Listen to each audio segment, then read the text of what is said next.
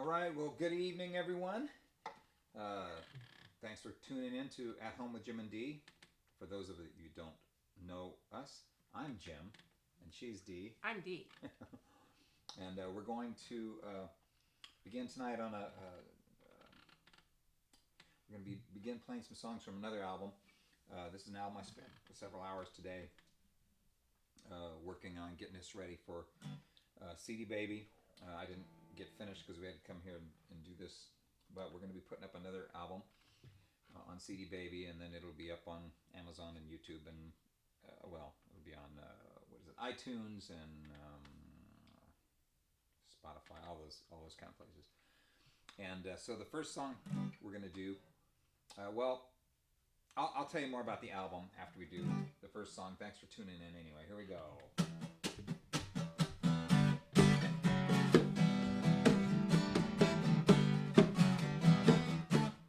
Many a heartache has come my way. Many a sorrow, has crushed my day. Many times tears have filled my eyes because I could not stay. But it's a rock on which I stand that keeps me the road on which I walk. The love to which I cling that keeps me strong. There are a lot of things that I will never know. One of those things is how Jesus could love me so. But I can truly say this as I go,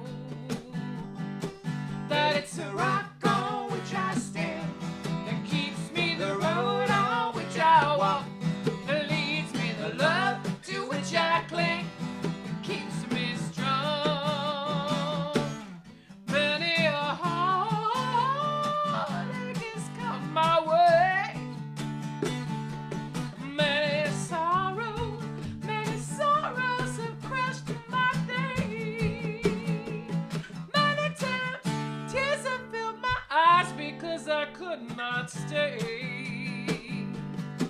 But it's the rock on which I stand that keeps me the road on which I walk, that leads me the love to which I cling, that keeps me strong. Strong. There you have it. Thank you.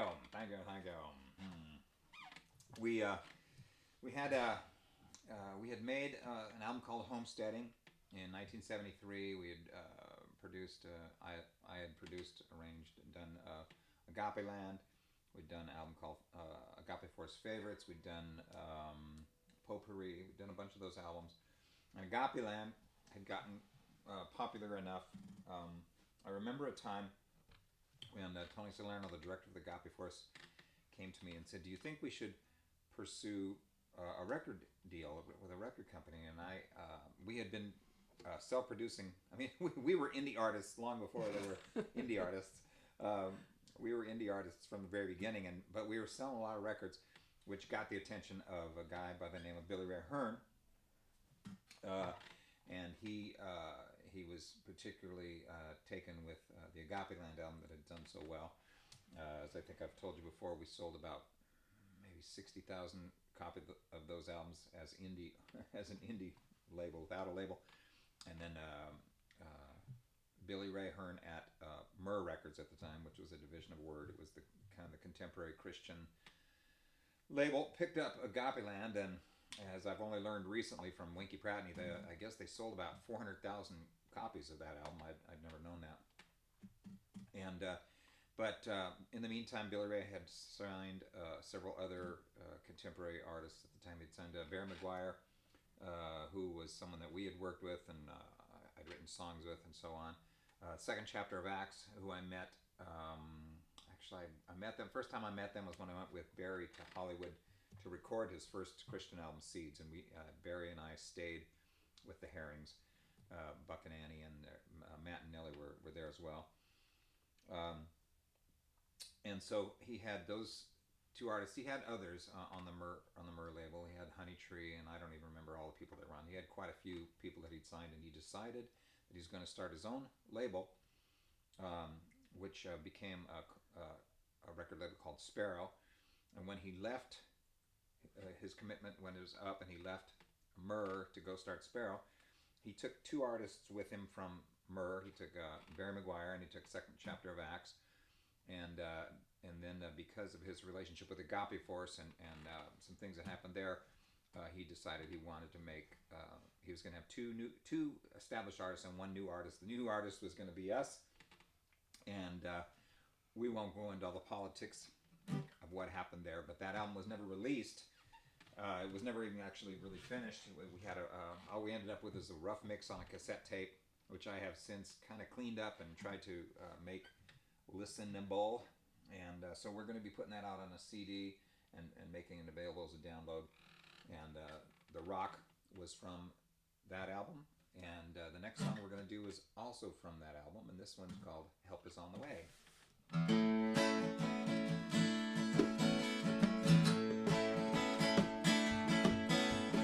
You are the earth that's racked with sin. All you can do is moan. He made you all. He hears your call. He won't leave you all alone. Help is on the way. Help is on the way. Help is on the way. Hey, hey, help is on the way. Help is on the way. Help is on the way. Hey, hey.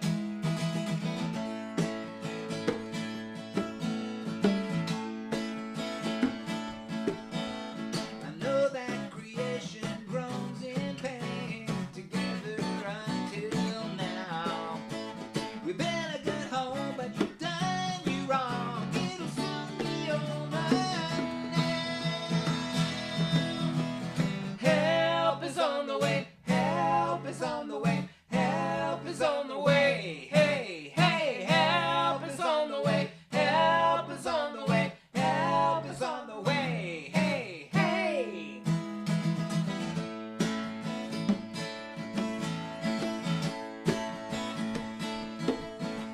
You hope and you wait, though you cannot see. And while you're waiting eagerly, you sing of the Lord to men who will see. See with their eyes, hear with their ears. You've done it for oh so many years now. Help is on the way. Help is on the way. Help is on the way. Hey, hey, help is on the way. Help is on the way. Help is on the way. Hey, hey.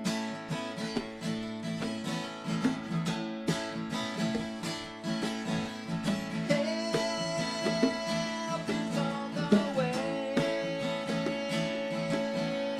Help is on the way. Help is on the way. Help is on the way. Won't you please, please help me? Help me, help me.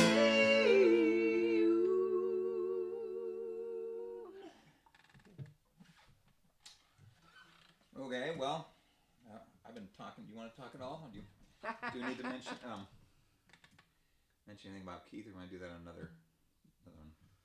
He did sing on the rock, but we can do it another time if you want.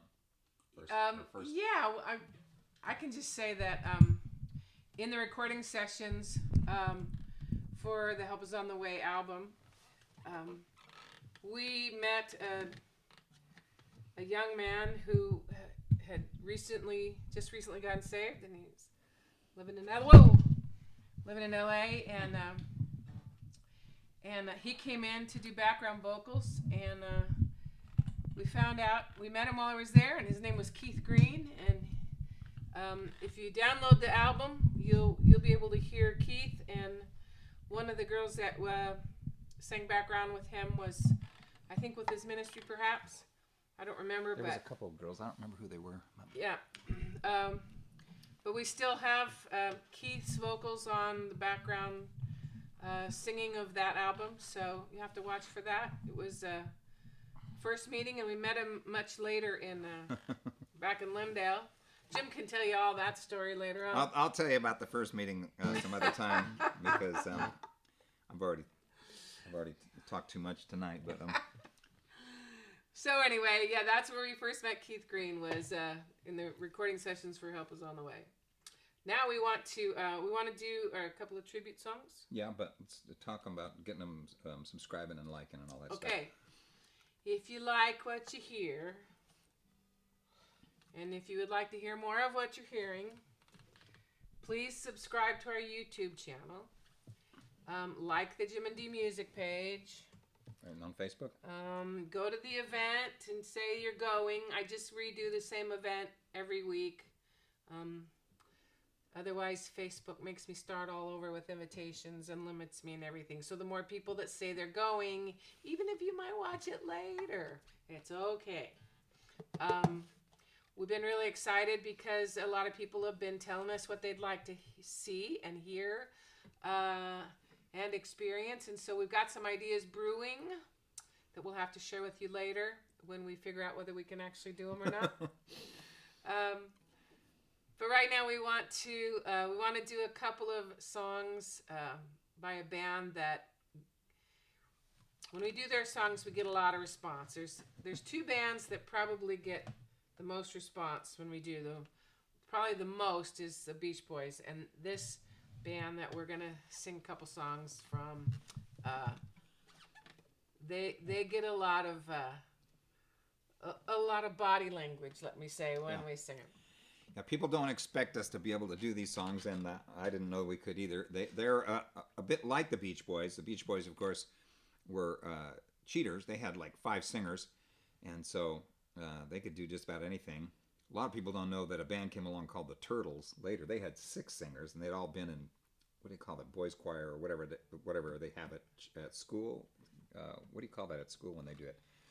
Choir or ensemble. Yeah, or, probably yeah. It was a school class. This thing says bad again. I know, never mind. And but this band, there were 4 singers, and they had been around for a while before the Beatles came along. They were contemporaries of the Beach Boys. I was listening to the Beach Boys and these guys before the Beatles came around.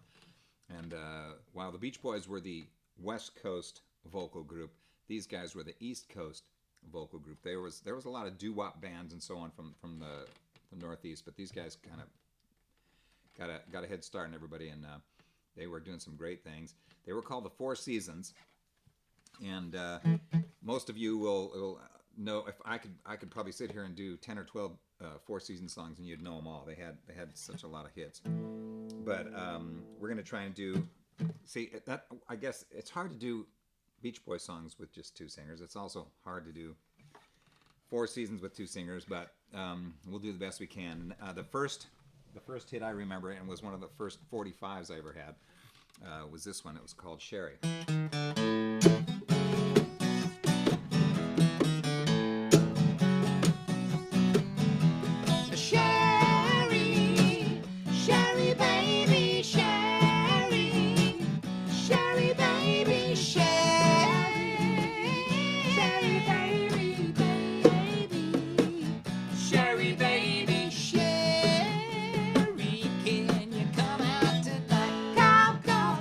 Come out tonight.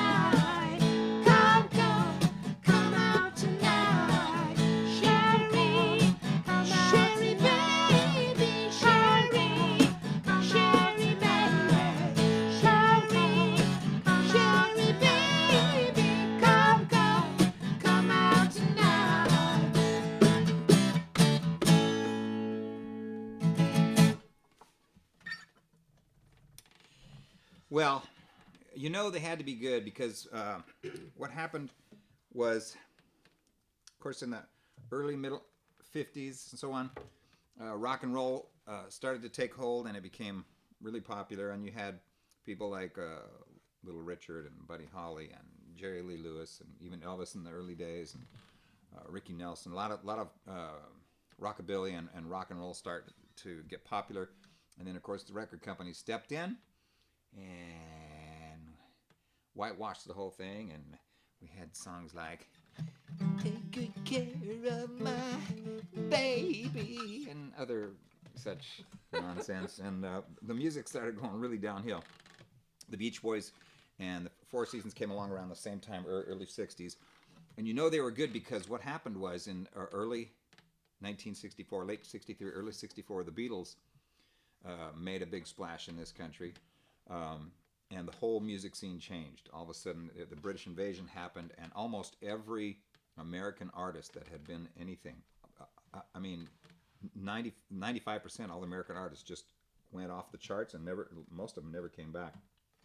The Beach Boys, the Four Seasons, however, were able to survive that onslaught and continue to make hits, and that's pretty. It's really pretty amazing that they were able to do that in that time and era. They weren't a band in the regular sense for most people. A lot of people didn't think of them as bands because they were basically just four singers and they had a few instruments, but they weren't a normal kind of band. They were a little bit back to the show business era side of things. But they did have good songwriters. They wrote their own material. They did their own, vocal arrangements and everything. And they had a string of hits. This might have been their second one. This is one of the very early ones. Might have been the second one after Sherry. I'd have to go back and look. But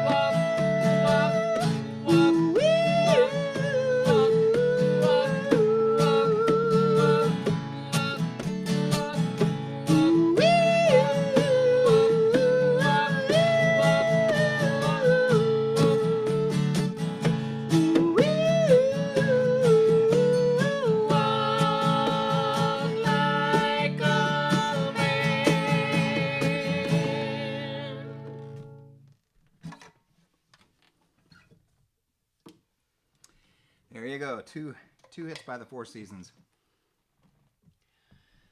Next, we want to do a couple of kids songs that have not been recorded on albums. True. We've sung both of these songs quite a bit over the last 15 years or so. Oh. More. For the second one, more. Yeah. But over the years, we have been able to take some of the kids' songs we wrote back in the day and write more and use them in children's ministry. And we first pulled this one up, and I don't even remember when we wrote this song. I don't either, but it's kind of a fun thing because,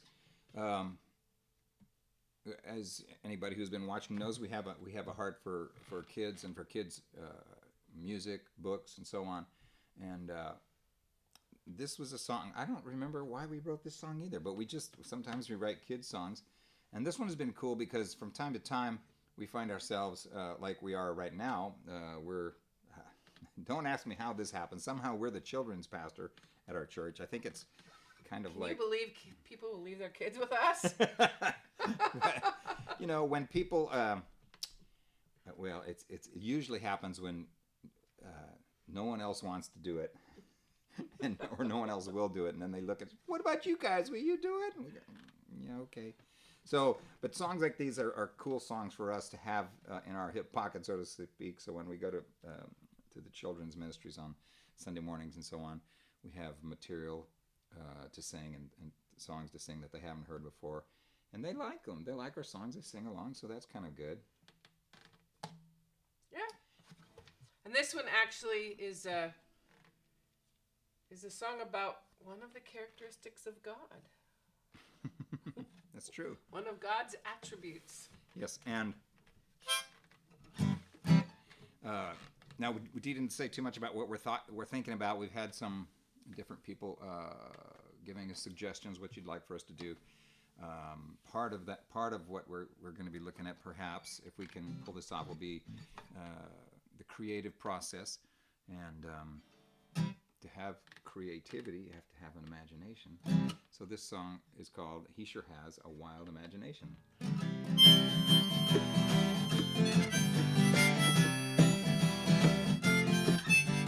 God made the elephant big and fat, the great big lion, and the little pussy cat. If you or I had made them, would we have thought of that? He sure has a wild imagination. Big, tall, short, small, everyone he made them all.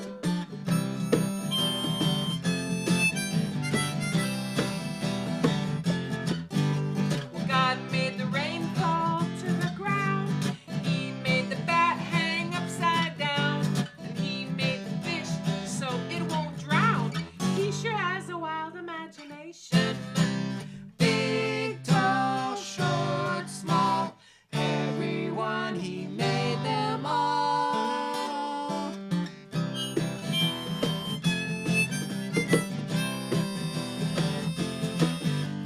God made the cow so it goes moo. He made the zebra and the hippo too. He made me and he made you. He sure has a wild imagination.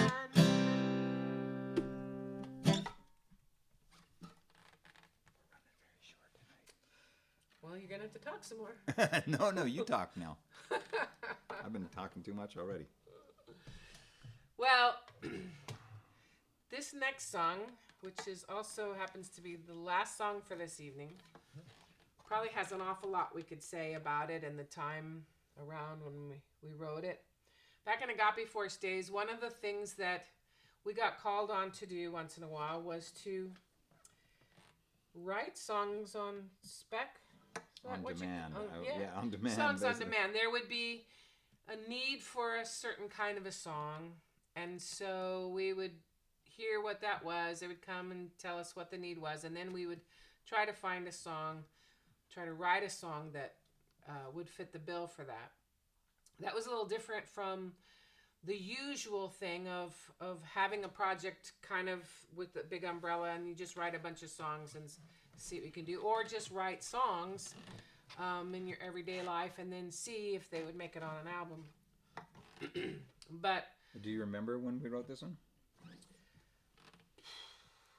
I think we were on tour. We were up in Canada with Larry, and we got a phone call up there. Up in yes, Edmonton. I couldn't remember where we were when we Yeah, got we're the in phone Edmonton. call. Yeah. Okay. And So apparently we were in Edmonton when we got the call, and Agape Land, the album that Jim was talking about before, had been turned into a stage play, and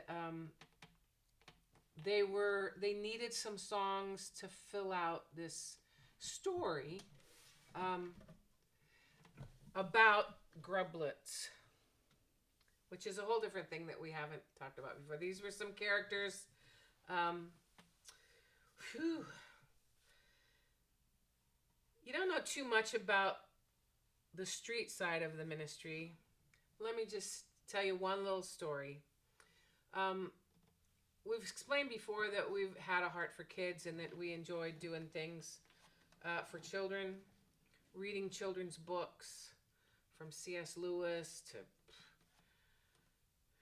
McDonald, whatever. George MacDonald, and lots of other children's things that we like to read, especially things that were really about bigger things. And so we had been pushing for a while to try to do more kids things, and it really never was getting too much off the ground. But there was a team, Agape Force team, in Northern California, I think it was, Santa Rosa area, that would go out each day and do ministry on college campuses and do door-to-door ministry. And they happened to be living, it was a girls' team, they had rented an apartment in that area that was kind of in the projects, kind of in a not-so-great part of town. And one day, they all ran to the van, jumped in, and started backing up, get ready to go, and ran over a little boy.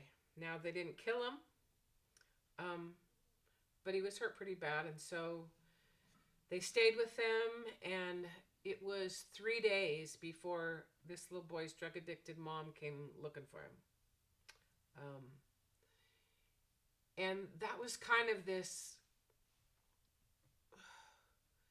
mandate, this galvanizing sort of wake-up call that we've been doing a lot of ministry on the streets with people our own age, a lot of ministry in college campuses to our own generation. And we suddenly had this realization that our generation was having kids that didn't know anything about Jesus, nothing whatsoever.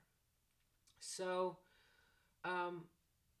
as an addition to what we're already doing in ministry, some of the teams started doing kids things, backyard things, kids on Saturdays. There was a play that was done, I think there somewhere in Santa Rosa, where they did a skit about the seven dwarfs. It was more than a skit. It was a full-on production of Cinderella. Snow White. Snow White, yeah. And in this production, the seven dwarfs get saved, and Sneezy gets healed. Sneezy, yeah. But at that point, now we weren't involved in that particular project.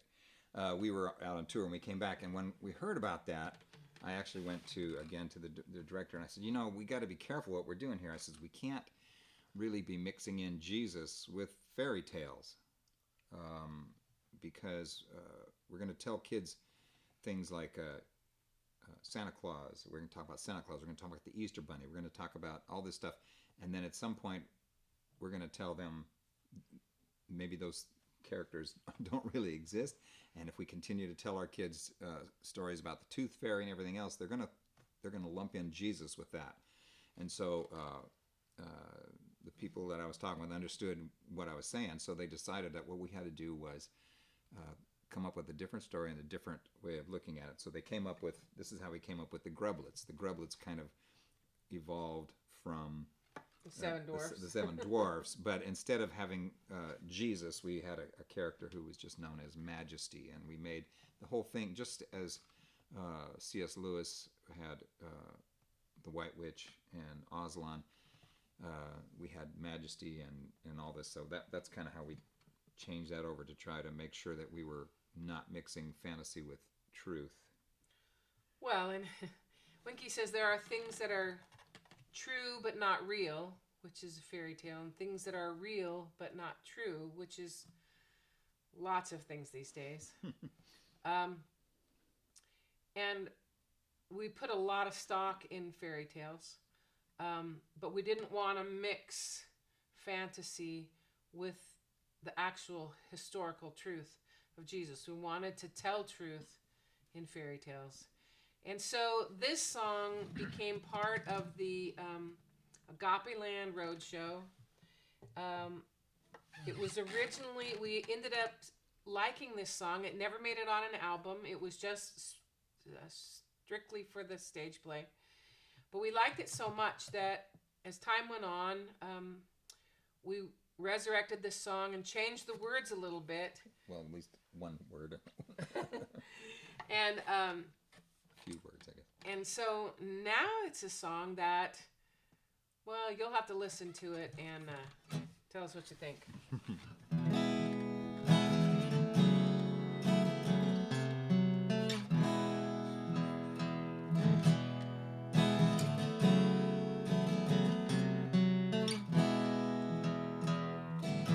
Used to seem so easy, but now it seems so hard. Never used to bother me, but now it feels so wrong.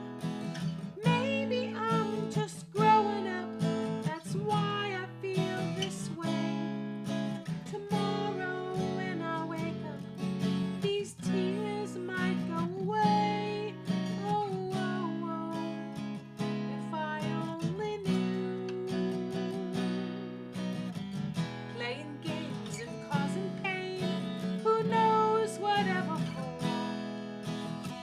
Is it a crime to steal a dime? Or must it be much more? And yet they say that nowadays that's the way it's done. Tomorrow when I wake up, maybe it will seem like fun once again. If I only knew. Is it right to do the things that grown-ups do?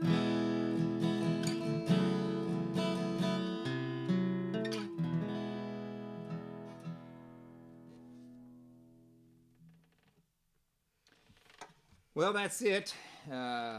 Thank you for tuning in. Please help us get over the 100 mark on our subscription so that we can get a decent URL for our channel name. And thanks for tuning in. Anything else? Not that I know of right now. Just All right. keep on watching. Thank you so much. Bless you guys. We'll talk to you later.